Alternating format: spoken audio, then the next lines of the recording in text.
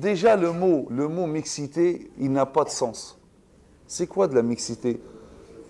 Certains qui, bien sûr, pour certains, c'est haram. Mais avant de juger quelque chose, il faut la définir. Si on veut statuer sur quelque chose, il faut la définir. Jean nous a expliqué c'est quoi la mixité. Est-ce que ça veut dire le fait que les femmes et les hommes se trouvent dans un même espace? Si c'est ça la mixité, elle existait même du temps du prophète sallallahu alayhi wa sallam. Et c'est quelque chose naturel dans la société, c'est impossible de l'éviter. C'est la société comme ça, elle est faite d'hommes et de femmes. Sauf si on veut vraiment créer, hein, comme dans les îles où on était, là, on prend une île pour les hommes et une île pour les femmes. Hein, on ne se rencontre pas, etc. Et tout ça, c'est vraiment aberrant.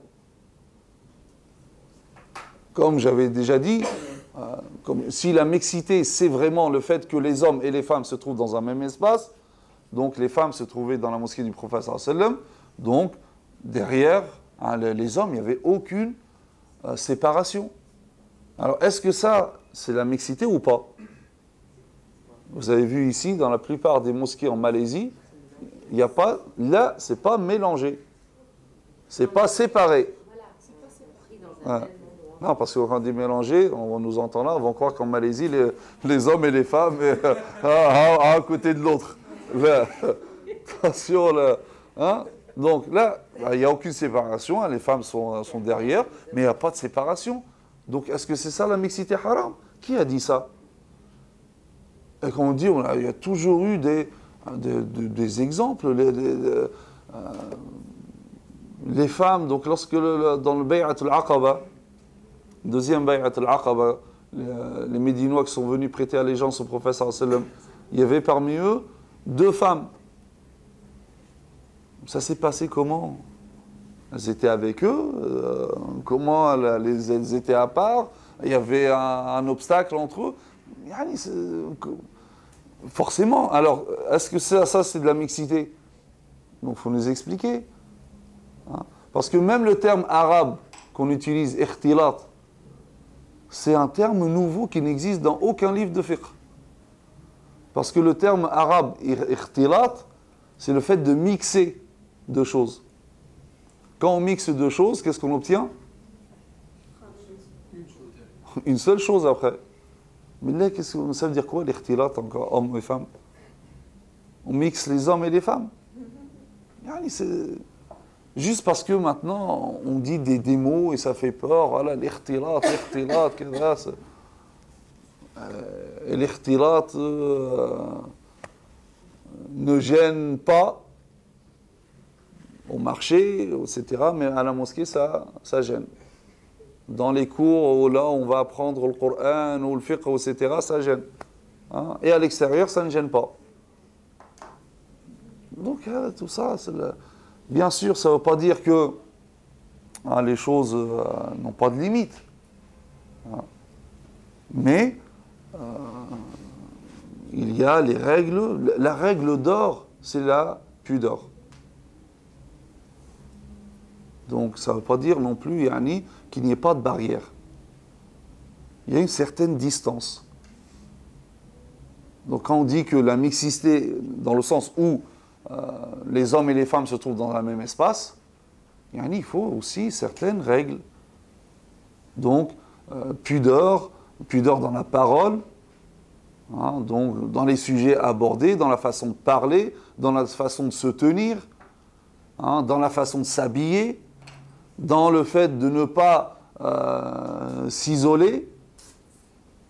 Un homme qui n'est pas le mahram, qui est isolé avec donc une femme, donc on dit qui n'est pas parmi ses maharim.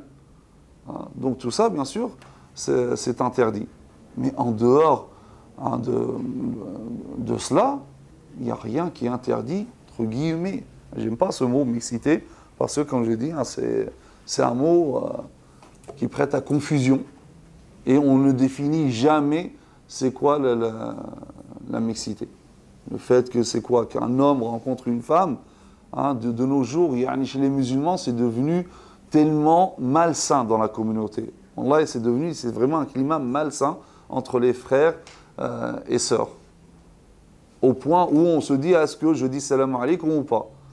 Parce que si je dis salam alaikum à la sœur, peut-être que la sœur va penser que je pense que kada. Hein? Et c'est pire, si la sœur me dit salam alaikum, ça veut dire que moi je vais me faire plein de films. Hein? En fait, c'est comme si tous les musulmans, on est devenus des obsédés. Wallah, désolé, mais on est tous des malades. Hein? Subhanallah. Si peut-être qu'une personne est malade, il faut qu'elle aille se soigner. Hein? Mais il ne faut pas qu'elle pense que tous les autres sont malades comme elle. Hein? Ah oui, mais c'est ça le problème. Et après, on va essayer de se justifier par des textes, par des fatwas d'un tel. Le prophète sallallahu alayhi wa sallam aurait dit à Fatima radhiyallahu anha, quelle est la meilleure chose pour l'homme? Elle lui dit de ne pas voir l'homme et de ne pas être vu par l'homme. Hein? Oui, quelle est la meilleure chose pour la femme? C'est que la femme ne voit pas l'homme et qu'elle ne soit pas vue par l'homme. Et le prophète sallallahu alayhi wa sallam l'aurait embrassé donc sur son front en disant tel père, telle fille. C'est un hadith qui n'a aucune valeur scientifique. Forgé. Que les gens répètent. Comment le prophète sallallahu alayhi wa sallam aurait dit une chose pareille et il permettait à Aïcha radhiyallahu anha de regarder les gens de l'Habasha qui dansaient avec leurs épées dans la mosquée du prophète sallallahu alayhi wa sallam. Comment le prophète sallallahu alayhi wa sallam aurait dit une chose pareille alors qu'on lit dans le Coran l'histoire de Zacharia qui rentre dans le temple voir Maryam. Maryam, ce n'est pas un mahram. Pour Zacharia, il lui parle, il trouve des fruits qui ne sont pas de saison, il dit « Anna laki hadha » qalat huwa min indillah, donc elle répond, donc il la voit, elle le voit, elle lui parle, il lui parle, elle répond. Alors pourquoi Allah Azza wa Jalla nous cite ces exemples si tout contact homme-femme, le fait de se voir ou de se parler, c'est haram? L'histoire de Moussa alayhi salam avec les jeunes filles qui n'arrivent pas à abreuver leur troupeau. Qu'est-ce que vous avez? On n'arrive pas à abreuver notre troupeau. Abouna, Shaykhun Kabir, notre père est très âgé, il ne peut pas le faire. Donc Moussa alayhi salam, il va abreuver. Ensuite, une fois qu'il a fini, il retourne là où il était. Il ne reste pas à dire alors, donc c'est quoi ton tel, Facebook, machin, t'appelles comment, là. C'est dans le besoin. Le besoin, il a fait donc, elles avaient besoin d'aide, et les a aidés, il est reparti. Des fois, il y a de l'abus.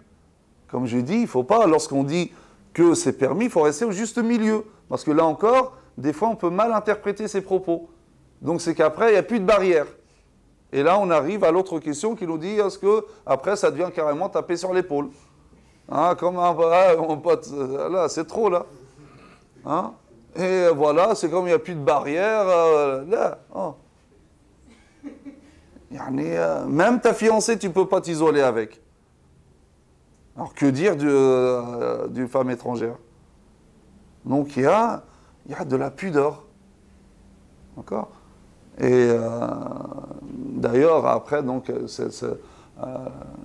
cette fille donc, qui vient voir Moussa alayhi salam pour dire que mon père t'appelle pour te récompenser, Allah Azza wa Jalla nous dit comment elle est venue, à l'istihya, avec pudeur. Et donc, le récit nous raconte, comme dans les exégètes, que lorsque Moussa alayhi salam est parti donc, avec elle pour aller voir le père de cette fille, c'est Moussa alayhi salam qui marchait devant. Et Moussa alayhi salam n'a pas voulu marcher derrière elle. C'est lui qui marchait devant. Ça, c'est le respect, ça, c'est de la pudeur. Donc, il faut faire la part des choses. Donc, ne pas être dans les deux excès. Tout interdire au point où la femme, il ne faut pas qu'on la voie, son visage, c'est une aura, sa voix, c'est une aura, etc. Et l'autre aussi, qu'il n'y a pas de barrière. Et si on dit que c'est des barrières, on devient aussi intégriste, on vient arriéré, enfermé, etc. Là, il y a un juste milieu. Et le juste milieu, donc, c'est les questions de la pudeur. Hein, et donc voilà, hein, brièvement par rapport à cette question, Wallahu a'lam.